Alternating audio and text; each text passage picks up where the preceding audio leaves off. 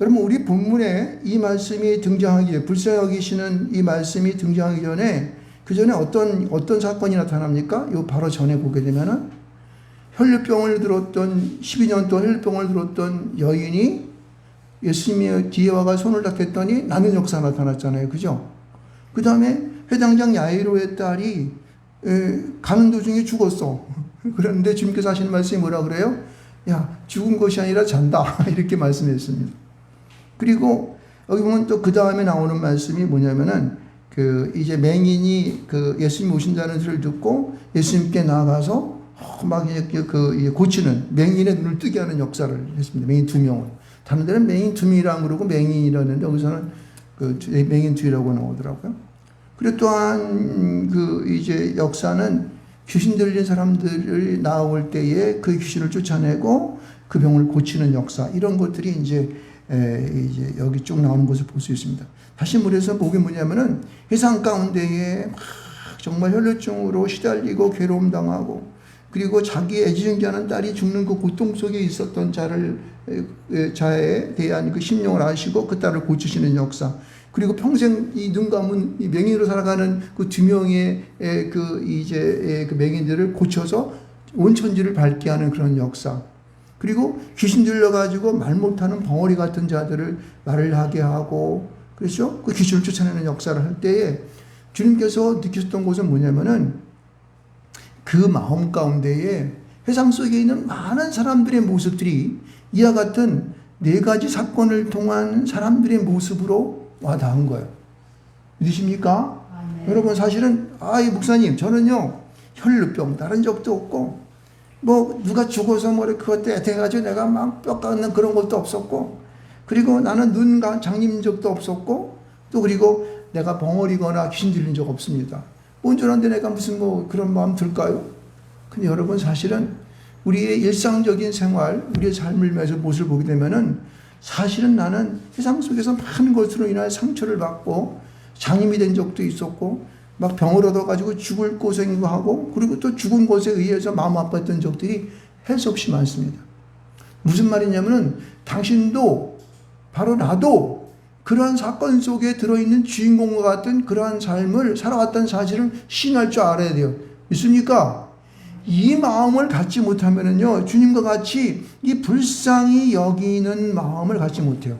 그래서 주님께서는요, 보세요. 이 사역이 35절을 보게 되면은 온 더운, 얼마나 덥습니까? 중동지방이. 그걸 갖다가 열심히 뻘뻘 땀 흘리면서 도시로 마을로 다니시면서 그 사람들을 가르치고, 회당에서 가르치고, 또 그리고 복음을, 그에게 예수 믿으라고 복음을 전하고, 그 다음에 그 약한 것들과 병든 것들을 고치시는 역사가 있던 거예요. 왜 그렇게 할 수 있었을까요? 불쌍히 여기는 마음이 있었기 때문에 그런 거예요. 여러분, 이 불쌍히 여기는 이 마음은 어떤 걸까요? 또 구체적으로 그 다음에 이 불쌍히 여긴다고 하는 의미를 우리에게 설명해 주고 있습니다. 여기 보면 뭐라 그러냐면은, 보시고 불쌍히 여기시니, 무리를 보시고 불쌍히 여기시니 이는 그들이 목자 없는 양 같다는 거예요. 다시 말해서 여러분, 우리가 하나님을 믿지 아니하거나, 또 그리고 내가 마음을 둘 수 없는 그러한, 마치 나를 이끌어주는 사람이 없는 자들의 세상에서 굉장히 불쌍한 자입니다. 여러분, 세상을 살아가면서 자기의 멘토가 필요해. 할렐루야. 반응을 별로 안 하시는 것 같은데, 여러분, 저는 옛날에 이 멘토에 대한 이제 얘기를 들으면서, 야, 나한테 꼭 멘토가 있어야겠다는 생각을 꼭 했습니다.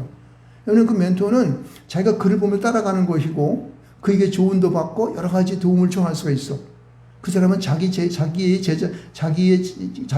그 스승이 되고는 제자가 되어서 그를 이끌어준단 말이에요. 진정한 우리 멘토는 누구십니까? 하나님, 예수님이시요. 있습니까? 그러니까 우리가 예수 믿는다는 것이 얼마나 행복할지 알 수 없어. 그리고 또 여러분, 살아가면서 내 주변에 인간적인 멘토도 필요한 거야. 그게 꼭 필요합니다, 여러분. 가능하면 여러분, 교회 목사님이 여러분의 멘토가 될 수 있기를 좀 축원드리겠습니다. 목사님은 항상 여러분들을 지켜주기 때문에 그래요. 그래서 교회 담임 목사님이 여러분의 멘토가 되어서 힘들고 어려울 때마다 상의를 하고, 그와 여러 가지 희노애락을 나누면서 같이 그 뒤에 말씀에 경청해 주는 게 굉장히 필요한 거예요. 그래서 이게 주일날마다 예배드리는 것이 얼마나 중요한지 알 수가 없어요. 이러한 이게 그러니까 이 불쌍히 여기는 목적 없는 양과 같은 이러한 그 자기 신의 삶에 대한 것을 알 수 있어야 되는 거예요. 그리고 이 보면요, 여기 보면 고생하며 기진한다고 하는 이 말이 있는데, 이 고생한다는 이 말이 무슨 얘기냐면은 이런 거예요. 여기 보면은 이 고생한다고 하는 것은 자기가 이 양에 대해서 말하는 양을 이제 하면서 얘기하는 건데, 이 고생한다는 것은 양들이 가죽을 벗길 때에 오는 아픔 같은 거, 이 고생이에요. 원어적인 말을 해석해보면 그래요. 그러니까 여러분, 이들이 목자 없는 양같이 막 유리할 때는요, 자기가 그 아픔이 막 자기의 살점을 뜯어내고 가죽을 뜯어내는 그런 아픔이 그들 속에 있는 거예요. 이것이 그들의 개인적인 삶 속에 하나하나 다 들어있는 거예요. 그리고 보면 기진하고서 뭐냐면은 내팽개친 거야. 야, 너는 빌어먹더니 삶아먹더니 마음대로 해. 그리고 방치해버리는 거, 이 기진한다는 뜻이에요. 좀 여기 있는 본문의 말씀과 좀 틀리죠? 여러분, 자기가 아무리 자기를 돌봐줄 사람이 없고 자기의 마음을 의탁할 곳이 없고 함께할 사람이 없게 되면은요, 사람은 넉다운 되는 거예요. 세상에 내팽개친 혼자라고 생각하고 내팽개친 사람의 그 삶이 얼마나 비참한지 아십니까? 전 너무 잘 알아. 우리 아버지 알 때가 잘 알기 때문에. 우리 아버지는 혼자이기 때문에 자신을 이렇게 마음을 알아주고 함께 술 한잔 같이 먹고 그리고 인생을 나눌 수 있는 사람이 없었던 거야, 우리 아버지는.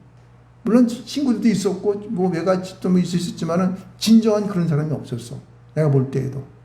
자기네들이 힘들고 어려울 때 가서 도와달라고 그러고 빌부터가 살라고 그러고 막 이런 사람들은 많았었어. 근데 진정히 마음을 나눌 수 있는 그런 사람이 없었던 것 같아. 그러니까 우리 아버님은 맨날 그냥 술 드시고 그냥 술 고량 아주 그 뭐라 그래, 옛날에 고주망태라 그런가 뭐라. 맨날 그 술떡에 빠져 사셨던 분이에요.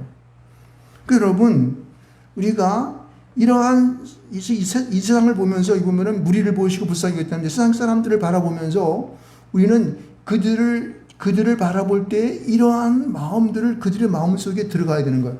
그러니까 여기서 보면요, 불쌍히 여긴다는 말 속에 제가 볼 때는 이거를 갖다가 가만히 묵상해 보니까 이게 뭐냐면은 그 사람들 속에 마음이 들어가는 거야. 이게 불쌍히 여기는 거야. 아유, 고스톱 하다가 10만 원 잃어버렸냐? 노름하다가 1,000만 원 잃어버렸어. 이런 게 아니고, 그리고 사업하다 망해서 불쌍한 이런 불쌍함이 아니고, 여기 나온 불쌍함은요, 그 사람 속에 마음에 들어가가지고 그 사람의 심령을 다 가르쳐주는 거야. 예수님은요, 세상 가운데에서 가르치시고 전파하고 고칠 수 있었던 것은 그 사람 속에 마음에 들어와서 그 사람에게 정말 예수가 필요하고 하나님이 필요하고 그들을 돌보아 주어야겠다고 하는 그런 마음을 가지고 그들을 살핀 거야. 그래서 이 불쌍한 마음을 가졌기 때문에 이러한 일들을 주님 하신 것을 알 수가 있습니다. 할렐루야. 여러분도 여러분의 주변에 있는 사람들의 심령에 꼭 들어가셔가지고 여러분들이 꼭 그런 마음으로 세상 사람들을 돌봐주시길 좀 축원드리겠습니다. 이게 예수 믿는 사람들의 놀라운 주님의 특권이라고 할 수 있는 것이. 자, 이거는 이제 뒤에서 또 계속 나오는데 봅시다. 그래서 제자들에게 뭐라고 얘기하면 이렇게 보세요. 그들을 이제 불쌍히 여기면서 하는 말, 이제 아까는 무리들에게 불쌍히 여기면서 그렇게 막 유리하는 양 같고 고생한 기진한 걸 보았는데, 이 제자들에게는 다른 말씀을 합니다. 뭐냐면은, 너희들은 제자들이 이렇게 추수할 것을 많되 일꾼이 적으니 그러므로 추수하는 주인에게 청하여 추수한 일꾼을 보내주소서. 제자된 자들의 가장 정말 해야 할 일들이 뭐냐면은 일꾼을 보내어 주소서라고 하는 거야. 근데 자기도 일꾼인데 무슨 또 일꾼을 보내줘? 네가 또 한 영혼을 전도함으로 그도 일꾼이 되어서 너 앞에 같이 너와 함께 전할 수 있는 자가 와야 된다는 거야. 할렐루야. 이런 기도가 우리의 믿는 사람들의, 우리 제자들과 우리 하나님의 예수님의 제자가 된 우리에게 심령이 있어야 돼요. 그래서 이런 마음을, 불쌍히 여기는 마음을 갖고 10장 1절에 보면은 주님께서 12제자를 불렀다고 그러는 거예요. 할렐루야. 여러분 주님께서 여러분을 이 세상 가운데 제자로 부르신 줄 믿으시 바랍니다. 이건 꼭 믿어야 돼요. 아니에요. 저는 성도인데 무슨 집사도 아니고 그냥 성도예요, 성도. 무슨 제자입니까? 아니라니까. 당신이 예수를 믿고 작정한 이후부터 당신은 예수님의 제자가 된 거야. 하나님의 아들이 되고 예수님의 제자가 되어서 이 땅 가운데에 제자의 삶을 살아가는 그런 의무를 갖고 있는 줄 믿으시기 바랍니다. 놀라운 사실이에요. 왜요? 근데 이것을 왜 확신해야 되냐면은 바로 뒤에 있는 말씀이에요. 그 제자가 된 자들에게는요, 그냥 세상 가운데 내보내지 아니하고 뭐라 그러냐면은 귀신을 쫓아내며 병과 약한 것을 고치는 권능을 주었다. 엑스수. 다시 말해서 이 세상 가운데 그냥 나가는 것이 아니라 우리에게 이 갑옷을 입히고 이 검을 들게 하고 방패를 들게 하는 그런 권능을 우리에게 주시는 거예요. 믿습니까? 여러분, 이것을 우리에게 주님께서는 그냥 주셨죠. 뭐다 이 과거적인 얘기였죠. 이미 주었다라고 하는 거예요. 그러니까 우리가 믿고 예수님 제자가 되었으면은 우리는 이미 그것을 받은 바 된 거야. 그러니까 우리는 그것을 누리고 하나님 안에서 정말로 기도함을 통하여 그 능력이 충만함을 받아가 세상 가운데에서 어떻게 해요? 싸워서 이길 수 있는 힘을 가져야 할 줄 믿습니다. 그 이미 과거에 주어진 하나님의 놀라운 주님의 이러한 역사가 우리 가운데에 있게 되는 거죠. 그래가지고 12사도를 부른 것이 우리 잘 아는 베아냐 빌바 도마에 다시가 12제자, 물론 가르치던 배반했지만은 이러한 12제자를 불러서 그 제자들이 이러한 하나님의 권능을 받고 세상 가운데에 나가는 것을 볼 수 있어요. 자, 그러면서 그들에게 명령하시는 이 명령들을 가만히 보게 되면은요, 이 명령의 말씀을 가만히 읽어보면서 이렇게 얘기하고 있어요. 이 12를 내보내시며 명하여. 그래서 이 명은 전부 다 과거예요. 근데 이르시되는 현재로 쓰고 있어요. 이게 무슨 뜻이냐면은 이미 우리에게 제자로 삼게 되면은 오늘 살고 있는 이 세상의 모든 사람들은 과거에 이미 이루어진, 어떻게 해요? 이루어진 제자로 삼아가지고 이미 바깥으로 내보내진 상태가 된 거야. 제가 너무나 현실적으로, 내가 그냥 문법적으로 해석해서 죄송하지만, 그러나 묵듯이 그런 건데 뭐. 이미 내보내진 상태가 된 거야, 우리는요. 우리 현재라는 것은 뭐냐면 계속적으로, 반복적으로 된다. 지금까지도 계속 한다는 거야, 이게. 그러니까 하나님께서는, 주님께서는 우리를 제자를 삼아서 이미 내보내진 바 되어 권능을 주어서 내보내진 어린 가불이 있고 그냥 칼을 들고 창을 들고 바깥으로 나가서 복음을 싸우는 장군이 되어 나가도록 이미 내보내진 상태가 됐음을 여러분 아셔야 되길 지금 축원드리겠습니다. 그렇습니다. 근데 보세요. 여기 또 이제 우리가 많이 이제 읽는 말씀 가운데 보면 이렇게 말해요. 이방인의 길로 가지 말고 사마리아로 들어가지고 사마리아 고인의 고인에 들어가지 말고 뭐라고 하냐면 오직 이스라엘의 집에 잃어버린 양에게로 가라. 그렇게 있어요. 이게 명령이죠. 여기 6절, 7절, 8절까지 계속하면서 계속해서 명령어예요. 명령법으로 써 있어요. 가라, 전파하라, 왔다 하고 그리고 고치면 고쳐라. 이게 어떻게. 죽은 자를 살리면 살려라. 이런 뜻이에요. 나병원 자를 깨끗하게 하라. 귀신을 쫓아내라. 거저 주라. 전부 다 명령법으로 써 있어요. 그러니까 이게 강력한 명령이거든요. 이게 이제 명령을 쓰면서 뭐라 하냐면은 첫 번째, 가라고 하는 이 단어 속에 이스라엘 집에 잃어버린 양에게 가라. 그랬잖아요. 이 잃어버린 양에게 가라 하는 이 말씀이 잃어버린다고 하는 것이 우리 생활할 때 그렇게 생각하잖아요. 예수님께서는 그 이스라엘 가운데에서 보게 되면은 예수를 믿다가 이제 교회 안 나오고 예수님 안 믿고 돌아서 가지고 다른 데 가서 외도하는 사람들을 말하는 것보다 뭐 볼 수 있어요. 맞을 수 있어요. 그렇지만은 여기 잃어버렸다고 하는 이 단어를 살펴보게 되면요, 상처받은 거야. 이 세상 가운데에서 내 마음이 공고한 상태로 있는 거야. 이 잃어버렸다고 하는 것은 자신의 자아를 잃어버린 사람들이야. 세상 가운데 묻혀가지고 자신이 누군지를 알지 못하는 그런 사람들이야. 여러분, 우리가 이 잃어버린 양이라고 하는 것은 그렇게 우리가 교회 다니다가 말았다가 그냥 이제 교회 안 나오는 이런 사람만을 의미하는 것이 아니라는 거예요. 그러니까 우리 주변에 가까운 주변을 이스라엘이라고 하는 것은 가까운 주변을 의미하고 있는데 내 주변을 바라보면서 그런 마음으로 살아가는 그런 상태로 있는 자들, 힘들고 어려운 모든 그런 사람들을 바라보라고 하는 것입니다. 믿습니까? 이걸 이렇게 해석해야 되지 그냥 다니면서 교회도 안 나왔다면 누구지? 이렇게 찾아다니게 되면요, 그거 잘못, 성경을 바로 바라보지 못한 거예요. 우리 주변을 밝게 보면서 여러분들은 그런 사람들의 마음속으로 들어가시기 바랍니다. 자, 요 말씀 가운데 그런 이 불쌍히 여기는 마음, 이제 아까 이제 첫 번째 얘기했는데, 우리가 이렇게 잃어버린 양에게 가기 위해서는요, 어떠냐면 예수님께서 가르치며 전파하시고 본치면서 두루 다니셨던 그 마음처럼, 그때 불쌍히 여기는 그런 마음처럼 그 마음이 우리가 되어야 되는 거예요. 이게 안 되게 되면요, 우리는 절대 잃어버린 양에 갈 수가 없습니다. 그 사람 마음속에 들어갈 수가 없어요. 그러니까 우리도 주님과 같이 그런 잃어버린 마음을, 우리 불쌍히 여기는 그런 마음이 내 안에 쑥 들어와서 그 마음을 갖고 다른 사람 마음속으로 들어갈 수 있는 그런 힘을 가져야 돼. 이게 능력이야. 믿습니까? 여러분, 세상 속에 살아가면서 우리가 능력 받는다는데, 능력이 무슨 뭐 병든 사람 고치고 뭘 어떻게 하고 병원을 이런 게 물론 이런 거 능력입니다만 더 중요한 능력은 이거예요. 근본적으로 불쌍히 여기는 이게 좀 발전되게 되면 고린도전서 13장에 나오는 사랑의 마음이라고, 이게 영혼을 볼 때마다 내 마음이 막 덜덜덜 떨리면서 막 흥분되어지고 이런 마음도 있게 돼. 이걸 갖게 되면요, 그냥 이게 이 찬양을 하면서 말씀을 읽으면서도 나도 모르게 눈물이 나고, 정말 이제 저 은혜스러운 말씀에 녹아나는 그러한 이 형제와 자매의 마음을 알게 되고, 예수님의 그러한 이 고통받는 고통의 신음소리를 내가 들을 수 있는 능력이 생기게 되고, 하나님께서 우리에게 그 아들 예수를, 하나밖에 없는 예수를 우리에게 내어준 바 되었던 그 불쌍히 여기는 그 사랑의 그런 마음, 그 마음이 내 안에 쑥 들어버린 게 이게 불쌍히 여기는 마음이에요. 믿습니까? 여러분, 이것이 내 안에 들어올 때에 나도 남의 마음 속에 들어갈 수가 있어요.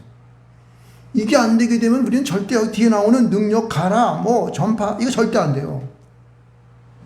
그래서 예수님과 같이, 예수님이 이제 보혜사를 우리에게 주셨는데, 그 보혜사를 우리가 세상 가운데에 그것을 능력으로 나타내 보이고 또 행할 수 있기 위해서는요, 예수님과 같이 잃어버린 양에게 갈 수 있는 불쌍히 여기는 마음이 되어야 되는 거예요.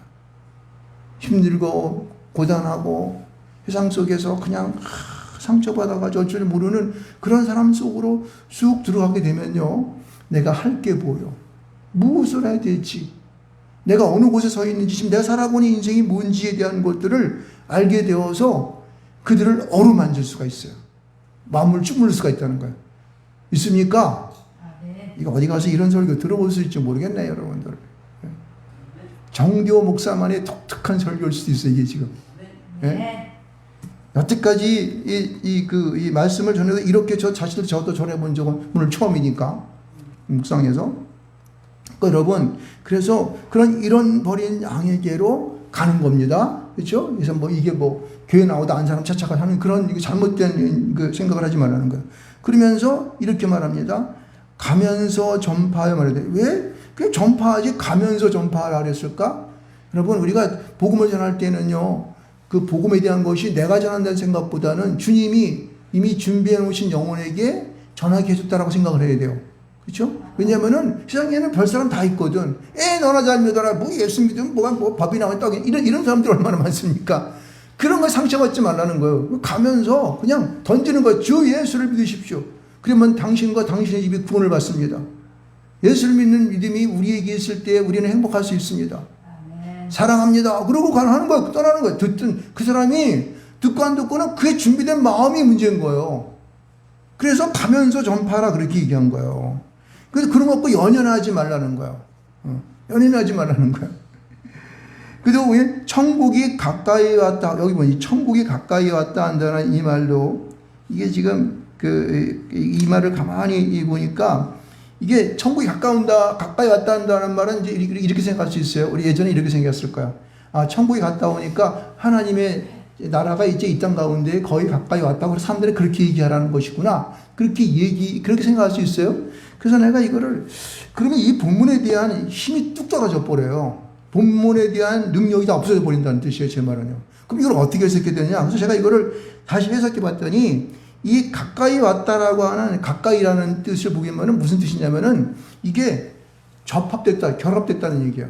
이렇게 해서 하면 안 돼. 어떻게 하냐면은 천국이 지금 우리의 삶과 결합되었다, 그런 뜻이에요. Understand? 이거예요. 여러분 보세요. 천국이 가까이 지금 오고 있는 상태와 지금 천국이 여기에 와 있다라는 것과 이 뜻이 같습니까? 엄청 틀리죠. 천국이 딱 왔다 그러면은 지금요, 우리는요, 천국에서는 어떤 일이 벌어져요? 천국에는 고통도 없고, 그렇죠? 거기 주님과 항상 예배하며 주님과 함께 도딩하는 그런 자리인데 놀라운 일들이 막 벌어지잖아요. 거기에는 막 그냥 황금으로 된 막 돌이 그냥 와서 황금으로 돼 있고, 거기에는 병든 자가 없어. 그냥 먹는 것도 무슨 뭐 그렇게 뭐 우리가 뭐 그때 뭐 먹는 게 있을지 모르겠지만 하여튼 그러한 모든 게 다 있는 거니까, 부족함이 없는 거니까. 그런 천국이 나하고 딱 접합된 거예요, 지금 이게요. 이게 될 때에 뒤에 있는 것이, 보세요. 뒤에 있는 말이 병든 자를 고치며 죽은 자를 살리며 나병한 자를 깨끗하게 하며 귀신을 쫓아내는, 이게 역사가 나타나는 거예요, 이게. 천국이 가까이 왔어. 야, 천국이 지금 여기 왔어. 너 병 걸렸어? 내가 나사렛 예수 이름으로 고칠지어다. 할렐루야. 나타나는 거예요, 이게. 그러니까 뒤에 있는 말이 되게 쉬워지더라고. 야, 이거 병든 자를 내가 어떻게 고쳐? 죽은 자를 살려? 예수님만 하는 거지. 2000년 전에 그분이. 여기선 그런 거 할 수 없어. 근데 천국이 딱 잡혀있는데 이게 무슨 문제가 돼? 죽은 자가 살리는 게 전부 살아있는 사람. 하나님의 놀라운 능력이 함께하는 그런 데인데. 그러면 우리가, 그러니까 복음을 전하고 우리가 하나님의 이러한 이 말씀을 전파할 때는 그 당시 그 사건 속에는 천국이 접합된 줄 믿으시 바랍니다. 천국이 도래되어 있어서 도래됨을 내가 믿을 때에 손을 얹으면 낫는 역사 나타나는 거예요. 모든 병마가 떨어가는 역사 나타나는 거예요. 고통과 근심이 떠나갑니다. 믿습니까? 어떠한 상처를 입든지 무엇을 행하든지 그걸 믿는 믿음 가운데 천국이 그곳에 임재해 있다면은 하나님의 사건들은, 예수님이 이 땅에 행하셨던 보혈사 성령의 능력의 사건들은 지금도 나타날 줄 믿습니다. 할렐루야. 그러면서 여기 보게 되면은 병든 자라는 것은 무슨 뜻입니까? 병든 자라는 건 이 연약하다는 거예요. 병들었다고 하는 것은요, 아주 이제 가난에 찌들려 있고 이제 아무것도 할 수 없는 그러한 기록의 상태인 거예요. 죽은 자는 것은 이것은 뭐 육신적인 죽음보다도 영적인 죽음의 뜻도 포함되어 있습니다.